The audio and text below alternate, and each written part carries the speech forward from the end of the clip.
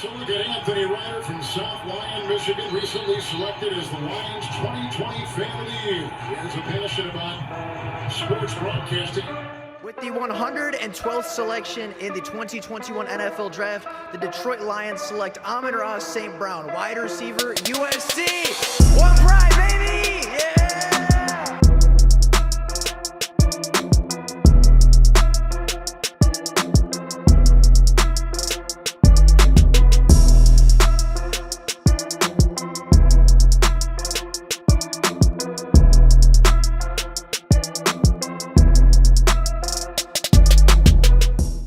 The NFL Draft is just a few days away. In just over a week's time, the Detroit Lions will be on the clock with the 29th overall pick.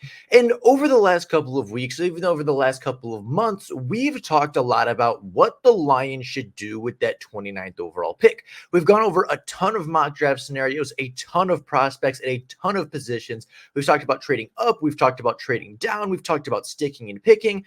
But today, we are going to definitively answer that question of what is the best pick at 29? Who is the best player for the Detroit Lions at that selection? And what is the best value that you can possibly get out of that late first round pick? Now, before we get into it, I am going to exclude the trade up and trade down options. We've talked about those a lot. And honestly, I think that the value of those trades comes from the return you're going to get. Right? It's hard to say, oh, trading down is the best option when you might trade down for nothing more than a 5th round pick, right? It all depends on the value. It says, oh, trading up is the best option. Well, not if you have to give up 3 first-round picks and a little bit more to go get a player that is maybe better than the guy at 29, but not that much better that you're wasting 3 first-round picks and potentially some more assets on top. So unless we know the value, I think it's really hard to say a trade-up or a trade-down option is better or worse. So today we're going to be taking a look at if the Lions stick and pick, if the Lions are at 29 and the clock starts rolling, who are the best options for the Lions at that time?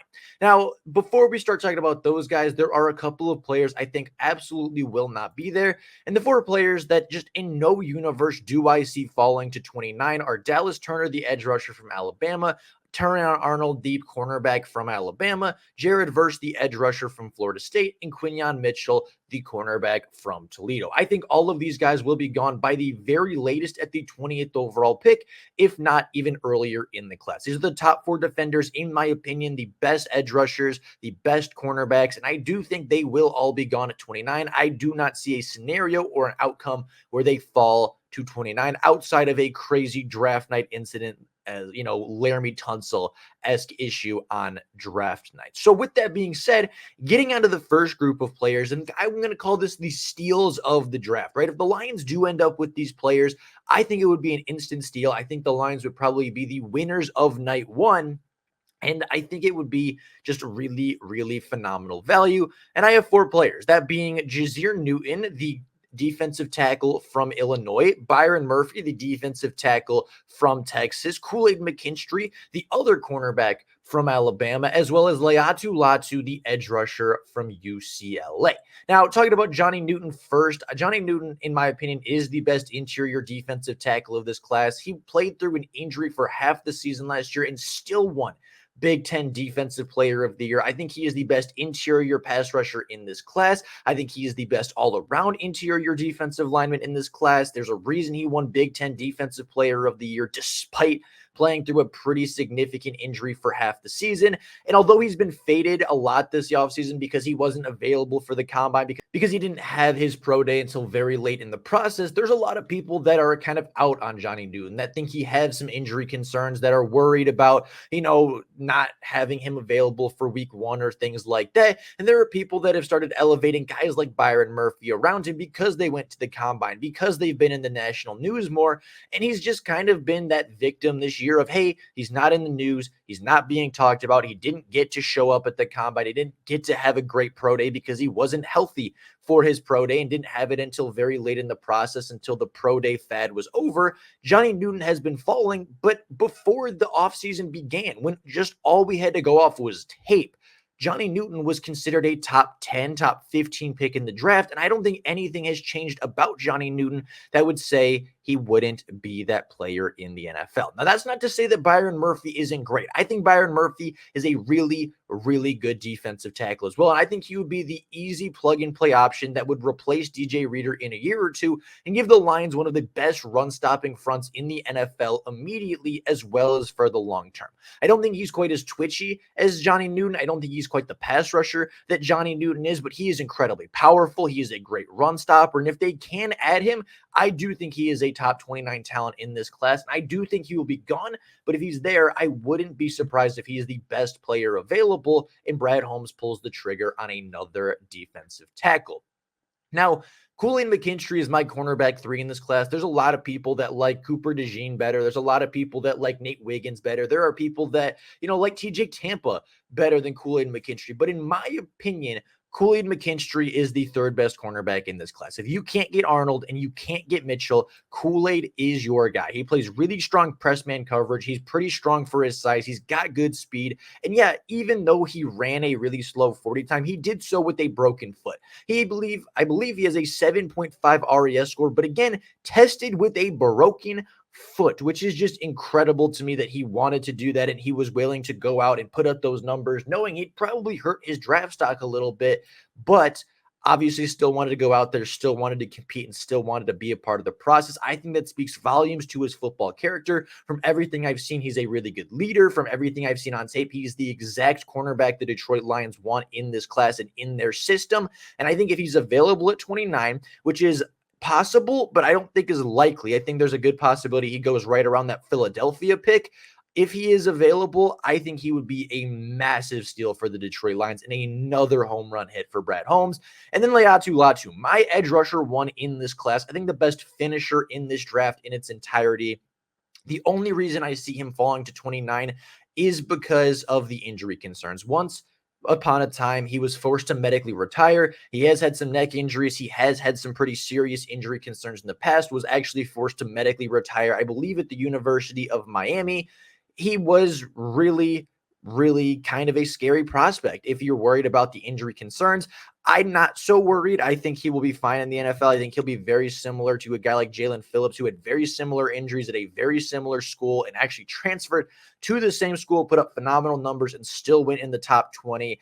Laiatu, I think, is a top 10 talent in this draft class, but obviously with the injury concerns, there are some teams that probably don't have him on their board at all. So those are my 4 steals of the draft. If the Lions walk away with one of these 4 players, I think they win night 1 of the draft. But assuming that they're not there, because there's a high likelihood that all 4 of them won't be there, these are the players that I think hold really good value for the Detroit Lions, and that being Chop Robinson first from Penn State, Nate Wiggins, the cornerback from Clemson, Cooper DeJean, I think a safety, but some people think cornerback from Iowa, JPJ Jackson Powers Johnson from the University of Oregon, Adonai Mitchell, as well as Graham Barton.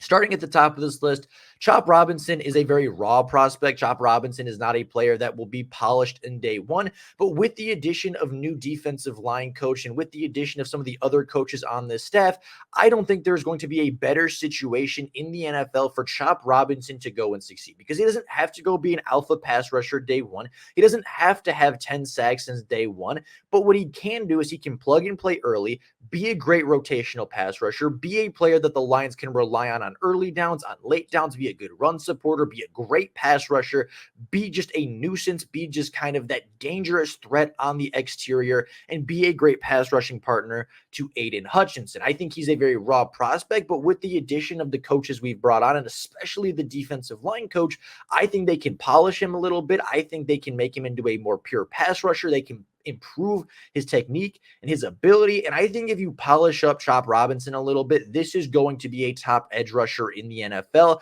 And putting him next to Aiden Hutchinson would be really, really good. Now, Nate Wiggins is my cornerback 4 in this draft class. I like him a lot. I think he's got great speed. I think he's got really good ball skills. I think he's very feisty, very scrappy. I don't think he's quite as big or quite as physical as the top 3 cornerbacks in this class, which is why I have him at cornerback 4, more as a fit for the Lions, more so than his ability to play cornerback. But I do think if he's at 29, he would still be really good value. I think he is better than the 29th overall player in this class, but I do think there's a possibility that he falls to 29 just because of the sheer amount of offensive talent and cornerback depth in this draft. I think there's a chance that Nate Wiggins is at 29. And if he's there, I think it'd be a good pick for the Lions to go and grab him. Now, Cooper DeJean is somebody that I have gone back and forth with for the entirety of draft season. I don't really like him at the cornerback position. I thought he got beat a lot of times and wasn't punished because the passing offenses he was playing wasn't necessarily great. There was a lot of times where he was exposed on the boundary, but wasn't thrown at because the quarterback just couldn't make the right throw, or when he made the throw, it just wasn't a great throw for the wide receiver to win. But there's a lot of times where off the line, Cooper DeJean gets beat. There's a lot of times where on the deep ball, on the deep routes, Cooper DeJean gets, a foot, a step behind and is beaten by a wide receiver that will not be drafted nearly as high as him. And in the NFL, I think he will be punished a lot more for that. With that being said, I think he is an elite slot defender, and I think he would be a really, really good safety in the NFL. It will hide his speed a little bit. It will hide his lack of quickness, in my opinion, but he will be able to break on passes underneath. He's a great tackler. He's a great hitter. He's got really good ball skills.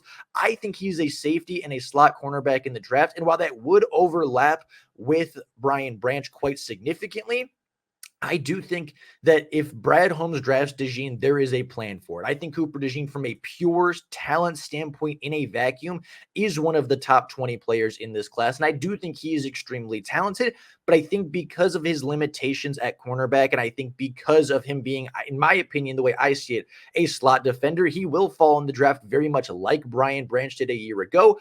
Brad Holmes could very well pick him up and say, hey, we'll figure it out later, add the best secondary player, add the best pure talent to our team. If he does, I trust Brad Holmes to get the job done and put both players in a position to succeed. But because of the overlap with Brian Branch, I think there's a real chance that the Lions pass on him, and I think don't add him to the roster. Jackson Powers-Johnson is the best center in this class. We've talked about him a ton. A great run blocker, great pass blocker, would be a great player for the future for the Detroit Lions. Won't start in year one, but will easily start in year two when either Kevin Zeitler is gone, when Frank Ragnow is gone, or if both are gone. They're going to need some offensive line depth, and addressing it in the first round is the easiest way to fix it. Adonai Mitchell is my wide receiver 4 in the class. I think if they take a wide receiver in the NFL draft, this is the guy I want them to take. Has got elite deep speed, is a great route runner, has got really strong hands, goes up and gets the football, super competitive. There are some plays where you talk about, okay, he's taking the play off because it's not going his way, which is a little bit of a concern.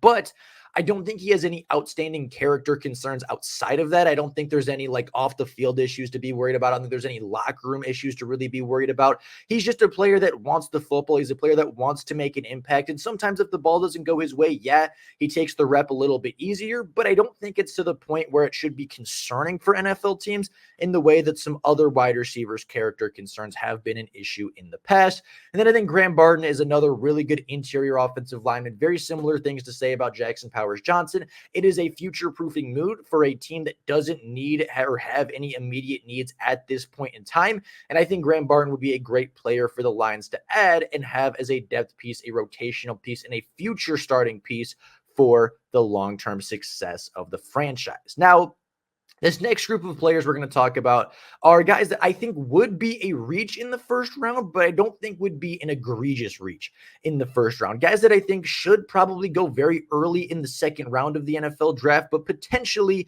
potentially could sneak into the first, as you really want to get that value. Maybe it's the last great cornerback, the last great receiver that you really like. Might not be a first round grade, but since you're so close to the second round, it is acceptable to take a guy that maybe is a small reach in this class. With that being said, I have a couple of players, and one player I didn't actually put on the graphic, but I do want to include is Xavier Legette. Xavier Legette is my cornerback 5 in this class. He is behind, of course, Arnold, Mitchell, Kool-Aid, as well as Nate Wiggins. He's my cornerback 5 in this class. Super physical out of Georgia. Didn't test athletically great as far as long speed, but he's super physical. I think the best pure press man corner and the most physical press man corner in this class. Fits the Lions really well. I wouldn't be surprised if they take Kamari Lassiter with the 29th overall pick. And although I think it would be a slight reach, I don't think it would be a bad reach at all, and I'd be very happy with the pick. Darius Robinson's a very similar thing. Right, Darius Robinson, I believe, is somewhere between my 5th and 6th edge rusher in this class. I think he's a little bit raw, but I think he is extremely athletic, and I think he could help the Detroit Lions a lot on both the edge and on the interior. A lot of people think he profiles better as a defensive tackle in the NFL, and while I do think that is a fair point to be made, I don't think he necessarily profiles poorly as an edge rusher in the class. His first step isn't great, but I don't think it's necessarily concerning. It's nowhere near as slow as a guy like Tyree Wilson from a season ago, and I think he's a good pass rusher. He's incredibly young. He's incredibly raw. He does need to be polished, but I think he brings a really good run defense early, and I think he brings some good pass rushing moves. And again, with the defensive line coach, I think there's a good shot that they could develop him into a really, really strong edge rusher of the future. Now, Kingsley Suamatia, I believe is how you say it, the cousin to current Lions right tackle Penei Sewell is also on here as a very raw prospect, a player that I don't think should necessarily be a first-round pick, should be more of a second-round developmental tackle, but I think has all the tools, all the skills to succeed at the next level, just needs that little bit of polish, needs that little bit of refinement, and I don't think there's anybody better in the draft, anybody better in the NFL to do that than Hank Fairley of the Detroit Lions. Now, TJ Tampa is a player that I very much have a strict second round grade on. If the Lions do draft him in the first round, I do think it would be a little bit of a larger reach than, say, Darius Robinson or Kamari Lassiter from Georgia, or even Kingsley Suamatia. I think TJ Tampa is a pure second round pick. I do think he's very physical. I do think he's pretty good. I think he's a really good press man cornerback, which again fits the Lions system really well. But I don't think he's quite up there. I think there's a pretty big gap between Lassiter and Tampa. I would wait till the second round. I think Tampa is more of a middle second round pick, but might be an early second round pick just due to him being the best cornerback available on day 2 potentially. I think it would be a reach and I wouldn't love it, but I also think there are much worse picks you can make than TJ Tampa in adding that to the defense. Xavier Leggett is a player that a lot of people really like from South Carolina. A lot of Lions fans want him at the 29th overall pick, and I think he'd be a great culture guy. I think he'd be a great culture fit. I think he'd work really hard. I think he'd fill out the X wide receiver role really well, but he is kind of the prototypical project, right? He's big, he's fast, he's strong, he's got good hands, but he does have some drop issues. He doesn't run very clean routes, doesn't necessarily create the most separation because of the routes he runs, more so just because of his pure athleticism and speed. And I do think there's a lot of development that Xavier Leggett has to undergo before he becomes a true threat in the NFL. And for those reasons, I do think he is a really good second round pick, a really good second round project. But as far as the 29th overall pick, I don't know if you're going to see big production out of Xavier Leggett until maybe halfway through his rookie season, if not even all the way into his sophomore campaign. Now, Braylon Trace is a player that I am actually higher on than most. A lot of people think he's not the best athlete, which is true. He has about a 7.4 RAS score, but he led college football in pressures over the last 2 years, led college football in hurries over the last 2 years, has more pressures and hurries over the last 2 years than Latu, Verse, Turner, and Shop Robinson. He is the most productive edge rusher in this class from a pressure standpoint, and I think he is a really, really big threat to go in the first round. There's a lot of people that are fading him because he didn't have the best combine, didn't test the best athletically, but as a pure on-tape kind of guy, as a pure captain for the Washington defense, a great playmaker, a great leader. This is the exact kind of player the Lions would look at the 29th overall pick, the exact kind of player that would be on the Detroit Lions radar. And I think there's a good chance that he is the 29th overall pick if a lot of the guys that they like are gone, or potentially guys that, they just feel like they want a more pure player, right? They want a more plug and play type of guy on day 1. I think Braylon Trice is that guy, and I think he will be the great, opposite player of Aiden Hutchinson, the great other bookend edge rusher for the next 4 to 5 seasons. And then I think Troy Franklin is kind of up there with Xavier Leggett. I think Troy Franklin's a great field stretcher. I think he's got some pretty good hands. I think he, wins down the field really well. But much like Leggett, I think he has some drop concerns. I think he has some route running concerns. He doesn't play the most physical despite being big and fast and looks like he should be a dominant X. Doesn't quite play with the same power, doesn't quite play with the same physicality that you see out of some of the other guys like Rome Odunze in this class. So I do think he is an option at wide receiver. He wouldn't be my first, second, or even third option at the wide receiving position either, but I do think he is on the board and is a potential player to consider. And then I have the players that are outliers that have an outside chance of being first-round picks. But I think if you're talking about, the Jahmyr Gibbs of this class, players that you probably think should go on day 2, you don't see going on day 1 very often, but could. I think these players fit that mold pretty well. Those being Adisa Isaac, the other edge rusher from Penn State that was actually more productive than Chop Robinson a year ago, and I think has just as much athletic upside, although maybe not quite as much run defending nuance. Tyler Nubin, I think, is the best pure safety in this class. He has a lot of ball production. He's a great instinct type of player, really good athlete. And although the Lions don't need a safety, if you get to the 29th overall pick and, the top 4 to 5 cornerbacks are gone and you want a secondary player, Tyler Nubin is, in my opinion, a top 35 player in this class. And I think there's a good chance that you just take best player available. And then there's a good chance that they have a very, very high grade on Tyler Nubin at the safety position. Keon Coleman, a big body wide receiver, an ex-player, a field stretcher, good hands, big jump ball type of guy, exactly the mold that Brad Holmes really likes. You have Zach Frazier, the center from West Virginia, a player that I think should be a mid-second round pick. But again, if Jackson Powers Johnson is gone and you want a really good center prospect, your best option is Zach Frazier, who probably won't be there at 61. And then you have, I believe, Christian Hayes, the guard, the interior offensive lineman from UConn. Just really good, solid player. I don't think there's a whole lot more to say about him. Just a really good plug-and-play starter day 1. Very similar to JPJ, Jackson Powers Johnson, and Graham Barton. Just a guy that, year 2, you're going to plug in. He's going to play really well immediately and be a 3 to 4 year starter for you at 29. These are guys I don't think necessarily will be the 29th overall pick, but guys I could see sneaking into the first round despite having second-round grades on them. And I think they are guys that probably won't be the pick at 29. But if you told me that they were, I wouldn't not believe you, if that makes sense. With all that being said, though, those are my prospects. That is kind of the way I see the 29th overall pick shaking out. If these players are available, I think they go Newton, Murphy, Kool-Aid, or Latu. If not, I think it's one of these 6 players. If they are gone or if they pass on them, I think these are kind of the outside the reaches, but still very possible. Obviously, adding Kamari Lassiter there as well. And then these are kind of the outside guys that probably won't be the pick at 29, probably won't even be first-round picks. But if you told me they were first-round picks, I wouldn't necessarily deny it. I wouldn't necessarily say, no, they won't be, because I think they have the talent to do so as well. But with all of that being said, that is all for you guys today. Let me know down in the comments below how you feel about this draft class, who you want at 29, who's your number 1 guy that you're pounding the table for the 29th overall pick, and who's a guy that you think maybe is overrated and you don't want to see at the 29th overall pick. I'd be very curious what you guys have to say at the end of the video. But with all of that being said, that's all I got for you guys right now. Thank you all so much for watching, and until next time, and as always, go Lions.